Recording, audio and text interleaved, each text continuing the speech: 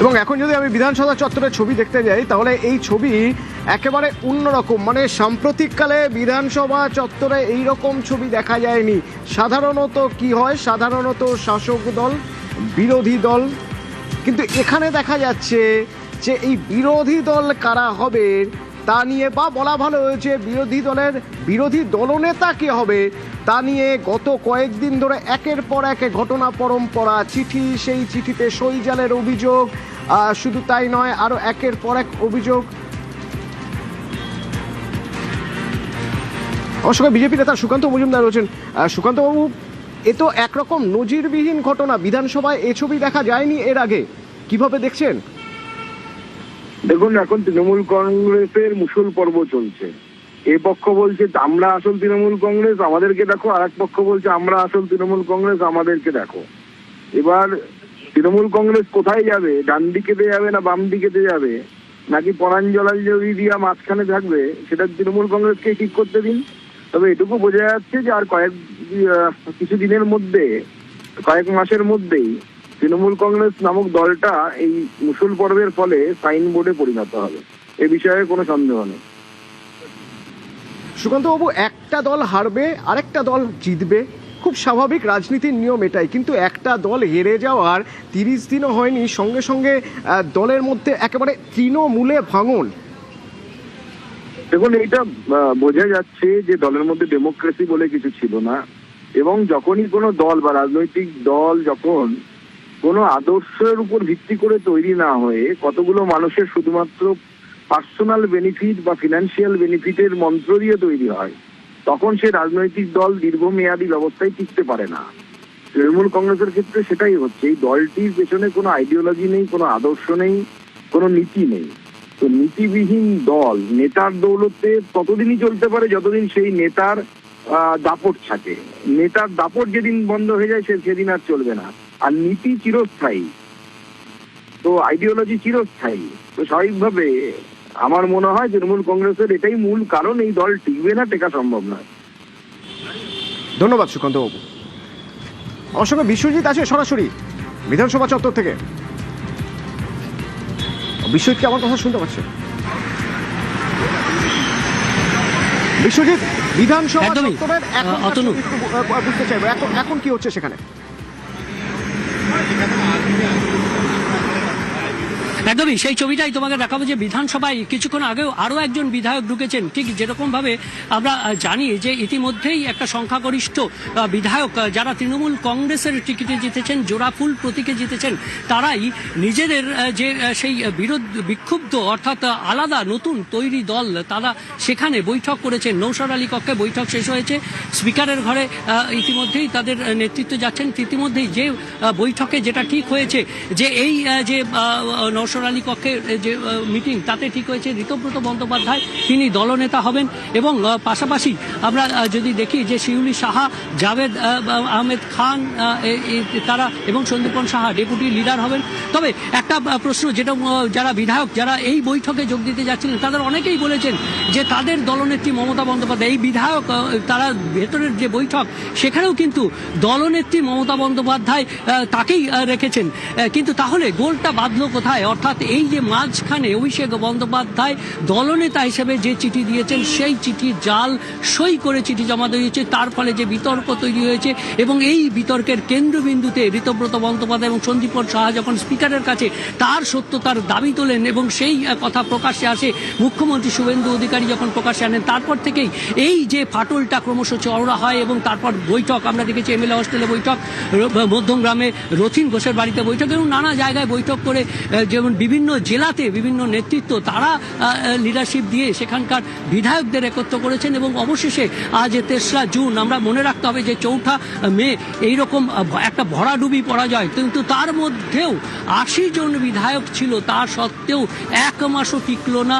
সেখানে এই বিধানসভার যে দলনেতা পর্ব নির্বাচন, সে তাকে কেন্দ্র করে জালসই এবং সেই বিতর্ককে কেন্দ্র করে কার্যত দুভাগ হয়ে গেল দল। এবং সেখানে গতকাল আমরা মমতা বন্দ্যোপাধ্যায় বন্দ্যোপাধ্যায়ের কাছে যে সমস্ত বিধায়কদের দেখেছিলাম, কুণাল ঘোষ থেকে ফিরহাদ হাকিম থেকে নয়না বন্দ্যোপাধ্যায় থেকে অসীমা পাত্র থেকে শুরু করে সেই বিধায়ক, তারা মদন মিত্র, তারা কিন্তু আসেননি। কিন্তু বাকিরা যারা এসছেন তারা কিন্তু একেবারে যে কথা দীর্ঘদিনের সৈনিক বলে পরিচিত বিশ্বজিৎ, যারা এসেছেন, এদিকে যদি আমি শিউলি সাহার কথা বলি, ওদিকে জাভেদ খানের কথা বলি, ওদিকে চন্দ্রনাথ সিনহার কথা বলি, এরাও তো দীর্ঘদিনের তৃণমূলের সৈনিক বলে পরিচিত। তারা বেসুরো, তারা বলছেন যে নিজেদের সম্মান সবার আগে। কেন?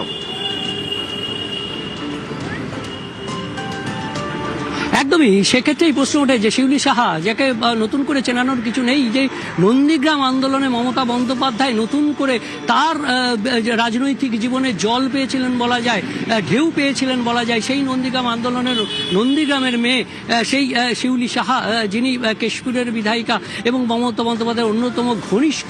এবং এছাড়াও আমরা দেখেছি যে জাভেদ আহমেদ খান কলকাতার দীর্ঘদিনের নেতৃত্ব এবং তিনি মমতা বন্দ্যোপাধ্যায়ের অন্যতম ঘনিষ্ঠ। কিন্তু তোমার মনে রাখতে হবে যে 1998 সালে যখন মমতা বন্দ্যোপাধ্যায় নতুন দল গড়েছিলেন, তখনও মমতা বন্দ্যোপাধ্যায় যুবনেত্রী, এবং সেক্ষেত্রে সেই যুবদের নিয়ে তার সঙ্গে বেশ কিছু বরিষ্ঠ যারা পরামর্শদাতা ছিলেন তারা যোগ দিয়েছিলেন। এখানেও ঠিক ঋতব্রত বন্দ্যোপাধ্যায়, সন্দীপন সাহা তার বাবা বিধায়ক ছিলেন এন্টালির, কিন্তু তিনি এবার প্রথম বিধায়ক হয়েছেন। কলকাতা পুরসভায় তিনি মেয়র পরিষদ রয়েছেন, কাউন্সিলর রয়েছেন, কিন্তু এই বিধানসভার চত্বরে তার প্রথম পা রাখা, এবং সেখানে কার্যত ঋতব্রত বন্দ্যোপাধ্যায় আরেক যুব নেতৃত্ব তার সঙ্গে জোট বেঁধে যেভাবে এই বর্ষিয়ান কিছু যারা মমতা বন্দ্যোপাধ্যায়ের ঘনিষ্ঠ এবং দীর্ঘদিনের সহযাত্রী, সেই মন্ত্রী ছিলেন, আমরা যদি সাবিনা ইয়াসমিন থেকে শুরু করে দেখি চন্দ্রনাথ সিনহা, জাভেদ আহমেদ খান, অরূপ রায়, সকলেই মন্ত্রী, রতিন ঘোষ গুরুত্বপূর্ণ মন্ত্রী, দীর্ঘদিনের মমতা বন্দ্যোপাধ্যায়ের সঙ্গী রতিন ঘোষ, এই যে যারা ছিলেন তারাও বেসুরো। মানে কোথাও যেন একটা তৃণমূলের মধ্যে অন্য তৃণমূল। নিউজরুম থেকে এ নিয়েই কথা হচ্ছিল কমলিকার সঙ্গে। রাজনৈতিকভাবে দেখতে গেলে এটা তৃণমূলের মধ্যে আরেকটা তৃণমূল, এবং এই তৃণমূল চায় যাতে তাদের কথা শোনা হোক পার্টিতে। এই তৃণমূল চায় যাতে মমতা বন্দ্যোপাধ্যায় এটা বুঝতে পারেন যে ভুলগুলো হয়েছে সেই ভুলগুলোকে নিয়ে আলোচনা করে সবাই মিলে এগোনো উচিত। এটা রাজনৈতিক ব্যাখ্যা, এবং সেখানে দাঁড়িয়ে এটা মনে করার কোনো কারণ নেই যে ঋতব্রত ব্যানার্জি একটি কোনো নতুন দল করবেন এবং ঋতব্রত ব্যানার্জি সরাসরি চ্যালেঞ্জ করবেন মমতা বন্দ্যোপাধ্যায়কে, এমনটাই আমরা জানতে পারছি, যেটা তাদের বক্তব্য। এর বারবার আজকেও যখন ঢুকেছে তখন তাদের এটাই বক্তব্য বলা হয়েছে। কিন্তু তৃণমূল কংগ্রেসের ভবিষ্যৎ যে একেবারেই অন্ধকার এবং তৃণমূল কংগ্রেস যে কার্যত প্রায় শেষ হয়ে যাচ্ছে, সেটা কিন্তু এই আজকের যে ঘটনা সেটা থেকেই স্পষ্ট বোঝা যাচ্ছে। কিভাবে? আমরা যদি কালকে থেকে বিষয়টাকে দেখি, কালকে মমতা বন্দ্যোপাধ্যায় প্রথমে রাস্তায় নামলেন, প্রথমবার পরিবর্তনের পর তিনি রাস্তায় নামলেন। তার সঙ্গে কারা থাকলেন?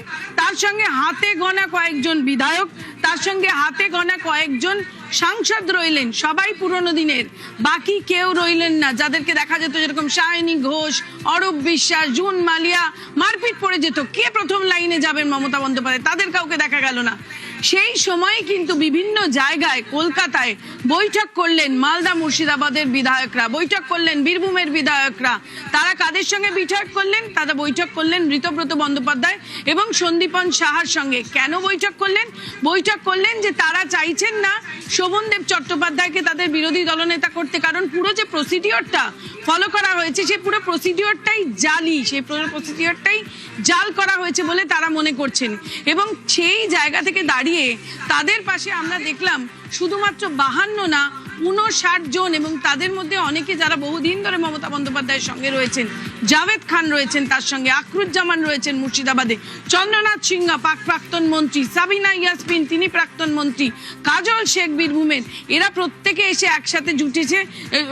তারা প্রত্যেকে একসাথে আলোচনা করে সিদ্ধান্ত নিয়ে এই সই করেছে। একটা জিনিস খুব স্পষ্ট, দলের মধ্যে দল, দলের মধ্যে ব্লক, এবং এই কিন্তু যদি আমরা পরিষদীয় রাজনীতির ব্যাকরণ দেখি, তাহলে এই যে দল অর্থাৎ এই যে তৃণমূল কংগ্রেস, তারাই আসল তৃণমূল কংগ্রেস পরিষদীয় ব্যাকরণে।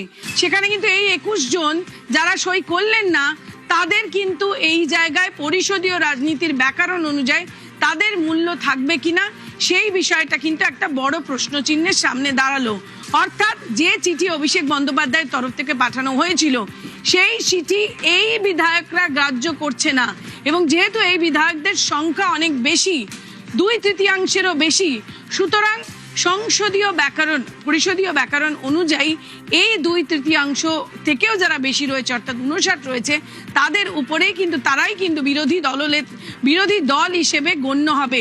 কিন্তু রাজনৈতিকভাবে দেখতে গেলে আবারও আমি বলবো যে তৃণমূল কংগ্রেসের ভেতরে আরেক তৃণমূল কংগ্রেসের জন্ম হলো, তৃণমূল কংগ্রেসের ভেতরে একটা ব্লক তৈরি হলো, এবং আমাদের সূত্র আমাদের যেটা বলছে যে সংসদেও তারা একই মডেল, এই মডেলটাই তারা ওখানে নিয়ে যাবেন এবং সেখানেও একই যাকে বলে ইংলিশে সেই বিষয়টি হবে।